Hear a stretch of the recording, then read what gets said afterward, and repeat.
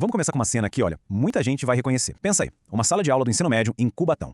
O professor Homero tá ali, lidando com aquele desafio de sempre, como prender a atenção da galera. E no meio de todo mundo, tem um aluno que parece estar em outro planeta. E aí vem a pergunta que resume tudo, né? Professor, pra que serve essa data? Não vou usar isso nunca. Quem falou isso foi o Lucas Francisco, um garoto de 16 anos, super criativo, já mexendo com programação, com design, e essa pergunta dele mostrava bem o tamanho do problema. Pra ele, era só abrir o livro de história que o interesse ia embora. Essa frase foi o estopim pra uma baita mudança. E o professor sacou na hora que o problema do Lucas não era em disciplina, sabe? A questão era outra, era uma desconexão total. O que era ensinado ali na frente simplesmente não fazia sentido, não se conectava com os interesses de um garoto que já estava de olho no futuro dele.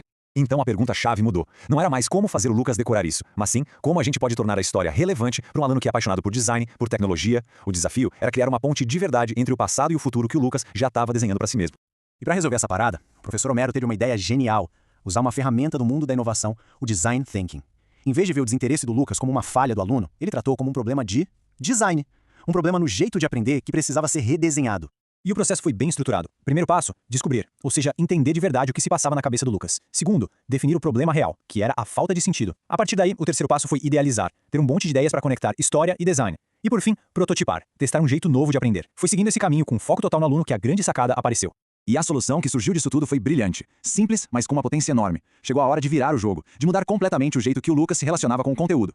O conceito por trás de tudo foi o tal do Digital Storytelling, que nada mais é do que usar as ferramentas digitais não só para consumir informação, mas para criar, para contar histórias de um jeito visualmente interessante, que prende a atenção.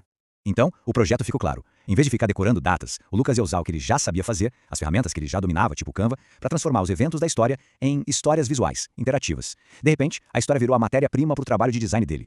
E com isso, o papel do Lucas na sala de aula foi totalmente reinventado. Ele deixou de ser aquele aluno passivo que só recebe informação e virou protagonista. Ele virou curador de conteúdo, designer da narrativa e, no final das contas, um contador de histórias, conectando o passado com a profissão que ele queria pro futuro.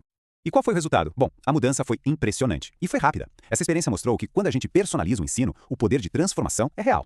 O contraste do antes e depois diz tudo. Aquela pergunta, pra que serve isso? Simplesmente sumiu.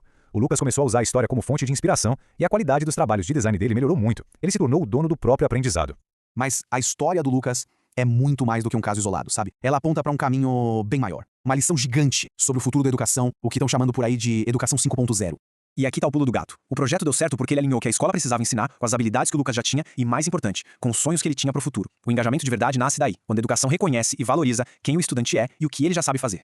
E isso tudo deixa uma reflexão importante pra gente, né? A história do Lucas e do professor Homero prova que é possível fazer diferente. A grande questão agora é como a gente faz essa lógica virar a regra e não a exceção. Como a gente consegue fazer com que mais e mais alunos, como o Lucas, encontrem sentido e propósito de verdade naquilo que aprendem na escola.